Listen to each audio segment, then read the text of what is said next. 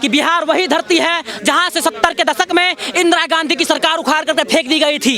हम आज यहाँ से इस मंच से कहते हैं कि जो बीपीएससी छात्र आज प्रोटेस्ट कर रहे हैं, आज बिहार के धरती से जो प्रोटेस्ट स्टार्ट हुआ है वो एक दिन फिर से ऐसा ही प्रोटेस्ट इतना विकराल रूप लेगा कि केंद्र की सरकार और बिहार में जदयू की सरकार उखाड़ करके फेंक दी जाएगी और वहीं से देश की दशा और दिशा का निर्धारण किया जाएगा। और अब बीपीएससी पेपर का लीक हो जाना तो कहीं ना कहीं देख रहे हैं कि एजुकेशन पे कैसे किस तरह से हमला किया जा रहा है, और अगर स्टूडेंट इसकी डिमांड्स को लेकर आगे जाते हैं तो हमारे लाठीचार्ज जैसी, वाटर कैनन जैसी हमारे पे दमन किया जा रहा है। नीतीश कुमार कह रहे हैं कि हमने विद्यार्थियों का साथ दिया है, अगर साथ दिया है तो वो लाठीचार्ज जैसी चीजें कैसे क्यों करा रहे, इतने करा रहे कि ठंड में हम पे पानियां क्यों फेंकवा रहे, कहाँ उनकी साथ है, कहाँ वो स्टूडेंट के बीच में आकर बात कर रहे हैं, उन्हें बात करनी चाहिए एटलीस्ट हमें आकर। तो क्या लगता है कि जिस तरह से चुनाव नजदीक है तो उसका असर दिख रहा है या फिर क्या वजह? देखिए कि स्टूडेंट लाइफ में हम तो इससे पहले ये कहें कि इसे राजनीति का मुद्दा नहीं बनाया जाए, क्योंकि हमारा लाइफ बीपीएससी जैसे एग्जाम जैसे होता है हमारे लाइफ के लिए बहुत ज़्यादा ही ज़रूरी होता है, हमारे करियर को उस पर सवाल होता है, तो हम यही कहेंगे कि उस राजनीतिक मुद्दा ना बनाया जाए। के साथ बिहार भर के छात्र जो प्रदर्शन कर रहे हैं, बीपीएससी के अभ्यर्थी जो प्रदर्शन कर रहे हैं, उन पे बर्बरता से लाठी चला रही है सरकार, उन पे इस कड़कती ठंड में पानी फेंक रही है सरकार।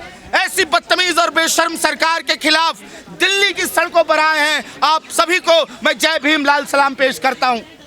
आज जब हमें मालूम चला कि दिल्ली आ जा रहे हैं नीतीश कुमार, तो हमें पता है कि नीतीश कुमार जब भी आते हैं तो यही उनका दफ्तर जनता दल यूनाइटेड का दफ्तर है, और इसी में हम इसीलिए आज नीतीश कुमार के घेराव करने के लिए यहाँ पे आए हैं। और सच बात यह है कि नीतीश कुमार इसमें अकेले जुर्म में शरीक नहीं है, इसमें शामिल इस देश की जो केंद्र की सरकार है, मोदी की सरकार, वो भी उसी तरह से इसमें शामिल है। इस तरह से तो हम बार बार मांग कर रहे हैं कि जिस बेरहमी के साथ आपने मारपीट की छात्रों के साथ, जिस बेरहमी के साथ आपने छात्रों के भविष्य को कुचला है, जो छात्र सालों साल मेहनत करते हैं, जो छात्र अपने घर जमीन को बेच कर आते हैं, कई कई शहरों में जाकर बीपीएससी का परीक्षा देंगे, बीपीएससी का एग्जाम देंगे, अफसर बनेंगे, बिहार का भविष्य बनेंगे, अपने माँ बाप को चलाएंगे, अपने परिवार को चलाएंगे, तो आप क्या करते हैं कि चंद पैसों की लालच में अमीरों को पेपर बेच देते हैं। और यही आज हुआ, यही हुआ बिहार में कि बीपीएससी जैसे परीक्षा को भी इन्होंने लीक कर दिया, उसके एग्जाम को भी लीक कर दिया गया। जब पकड़ा गया तो कहा गया कि एक ही सेंटर में हुआ है, बापू सभागार में हुआ है, तो उसको आप क्या कीजिए, उस जगह को हम बस कैंसिल करते हैं। अरे व्हाट्सएप का ज़माना है, जहां एक बार आप एक क्लिक दबाइएगा, व्हाट्सएप पे एक बार पेपर भेजिएगा तो देश क्या विदेशों में भी मैसेज चला जाएगा, वो पेपर पहुंच जाएगा। और ये पूरे बिहार में ये गया, ये पेपर लीक हुआ, और हम साफ साफ मान रहे हैं कि इसमें नीतीश कुमार और मोदी की सरकार शामिल है। और इसीलिए हम यहाँ से मांग कर रहे हैं कि छात्रों के साथ न्याय हो, जो बीपीएससी के अभ्यर्थी हैं उनके साथ न्याय हो, जो गरीब दलित छात्र पढ़ने आते हैं, जो पिछड़ा वर्ग से छात्र पढ़ने आते हैं, महिलाएं पढ़ रही होती हैं और तैयारी कर रही होती है, उनके साथ न्याय हो और बीपीएससी का एग्जाम को दोबारा करवाया जाए। और जिस तरह की बेरहमी, जिस तरह की क्रूरता, जिस तरह की बर्बरता इस सरकार ने ढाई है, इस सरकार को इस्तीफा देना पड़ेगा। इस बात के साथ हम लोग यहाँ पे आए हैं। बिहार भर में चक्का जाम का कॉल दिया गया है, चक्का जाम वहाँ चल रहा है, उसके साथ दिल्ली की सड़कों पर भी आज हम यहाँ आए हैं इसी सवाल को लेकर। और यह आंदोलन तब तक चलते रहेगा कि जब तक ये सरकार इस्तीफा नहीं देती, जब तक बीपीएससी का एग्ज़ाम दोबारा नहीं होता। और जितनी जो धांधलियाँ करवाने वाली कंपनियाँ हैं, जो जिस तरह से एक रैकेट चला हुआ है कोचिंग सेंटरों का, कोचिंग माफियाओं का, जो पेपर लीक में शामिल होते हैं, ऐसी कंपनियों को भी, ऐसी दुकानों को भी बंद करने का हम यहाँ से आह्वान करते हैं। इस बात को लेकर हम आगे बढ़ते हैं। नहीं, कोई सरकार नहीं चलने वाली है। आप इस बात को ध्यान रखिए कि भारत में बदलाव आएगा तो वो बिहार की धरती से ही आएगा। बिहारी लोग ही बदलाव करेंगे, और बिहार के लोग ही 70 के दशक में बदलाव किए हैं हिंदुस्तान के अंदर। इंदिरा गांधी की सरकार बदली है और फिर बिहार में वही स्थिति पैदा हो रही है। कोई जयप्रकाश नारायण फिर आएगा और पूरे हिंदुस्तान की दिशा और दशा को बदल कर रख देगा। बिहार में जो नीतीश की सरकार है वो बदलेगी और नया युग का आरंभ होगा। इस बात का आगाज बिहार में जो बीपीएससी छात्र हैं उन्होंने कर दिया है। प्रशांत किशोर ने हाईजैक कर लिया कह रहे हैं इसे। नहीं, प्रशांत किशोर कैसे हाईजैक कर लेंगे? हम लोग के पास दिमाग नहीं है क्या?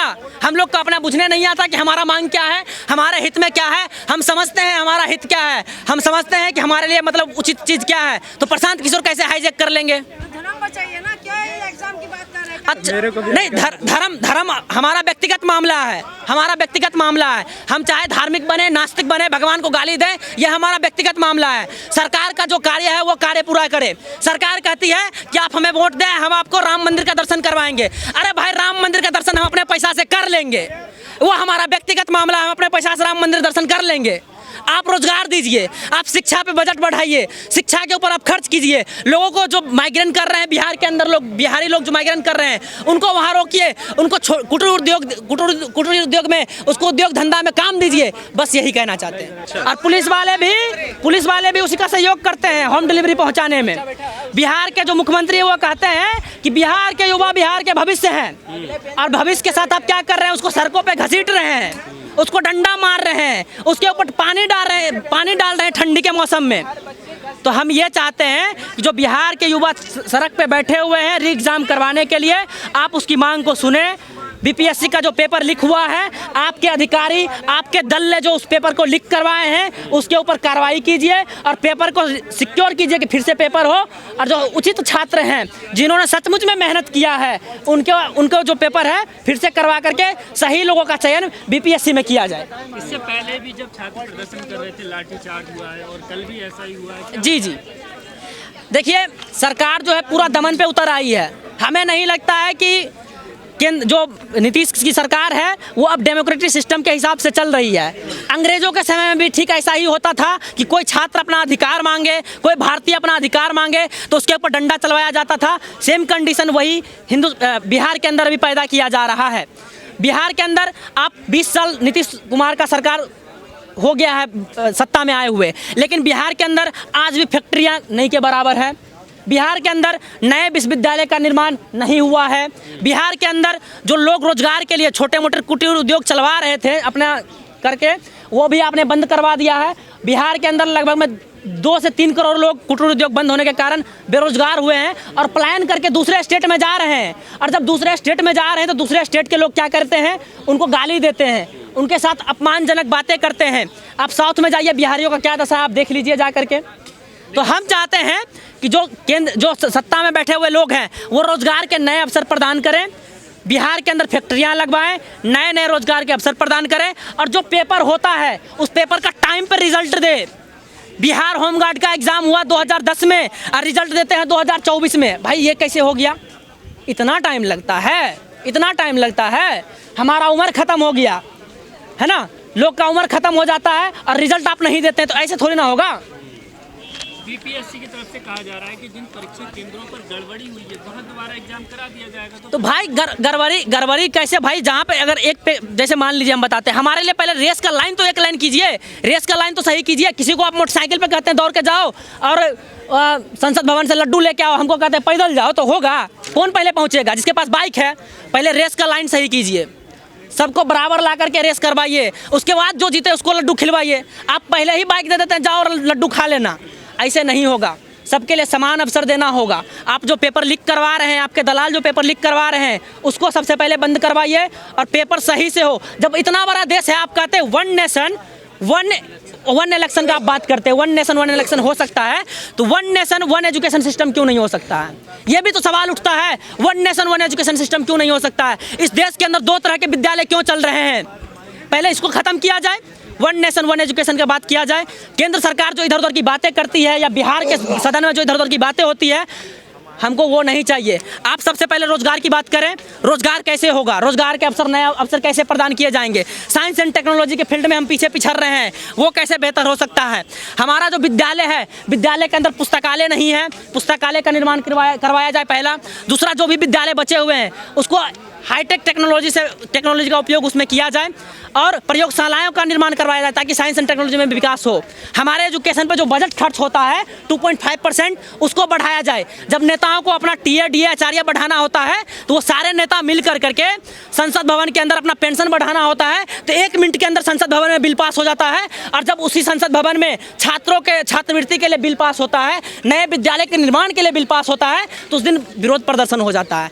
इसमें सभी दल के नेता शामिल है, चाहे वो कांग्रेस हो, आरजेडी हो, जदयू हो, कोई भी पार्टी हो, सभी के सभी पार्टी इसमें मिले हुए हैं और वो चाहते हैं कि जितना मलाई बीजेपी खा रही है, जितना मलाई कांग्रेस खा रही है, जितना देश वो लूट रही है, हम भी लूटेंगे, हम भी मलाई खाएंगे और देश की जनता को घंटा दिखाएंगे, घंटा। बाबू की सरकार है बिहार में, ऐसा कहा जाता है। कौन सा सुशासन बाबू? नीतीश कुमार। अरे नीतीश कुमार सुशासन है, उनके यहाँ तो ऐसा सुशासन है भाई कि पुलिस स्टेशन के बगल में दारूबंदी करते हैं और पुलिस स्टेशन के बगल से दारू सप्लाई होता है और लोगों के घर में होम डिलीवरी पहुंचाया जाता है। फ़ोन कीजिए, एक बोतल दारू पहुंचा दीजिए, होम डिलीवरी पहुंचाएगा, होम डिलीवरी। हाँ, कैसे आता है? जब बिहार में शराबबंदी है तो दूसरे राज्य से शराब वहाँ कैसे पहुँचता है? शराब माफियाओं का सरगना है नीतीश कुमार। नीतीश कुमार के वजह से ही बिहार में शराबों का जो इतना धंधा चल रहा है उन्हीं की वजह से। बिहार में ऐसा कहा जाता है। कौन सा जंगल राज? पहले भी जंगल राज नहीं था। कौन सा जंगल राज? जंगल राज किसको कहते हैं? क्या डिफिनेशन है जंगल राज का? नहीं, अपराध कौन सा अपराध खत्म हो गया? बिहार के अंदर जाइए, आपको आपराधिक घटनाएं मिलने के लिए देखने के लिए मिलेगा। समस्तीपुर जिला के अंदर 1 साल का रिकॉर्ड निकालिए, 117 रेप केस है। कौन सा आपराधिक मामला खत्म हो गया? कौन सा आपराधिक मामला खत्म हो गया बताइए? मेरा नाम रणवीर कुमार हुआ, मैं नालंदा बिहार का रहने वाला हूं। मैं करेंटली जेएनयू में मास्टर कर रहा हूं। जैसे कि 13 दिसंबर 2024 को बीपीएससी का एग्जाम हुआ था। मेरा सेंटर बक्सर के डुमराव जिले में पड़ा था। स्टेपिंग स्टोन एकेडमी सेंटर का नाम था। मैं भी वहां पर एक अभ्यर्थी था, मैंने भी वहां एग्ज़ाम देने गया था। जैसा कि मैंने देखा मेरा जो रूम नंबर 6 था वहाँ जितने भी बच्चे बैठे हुए थे, मतलब हर बेंच पे 2 बच्चे बैठे थे।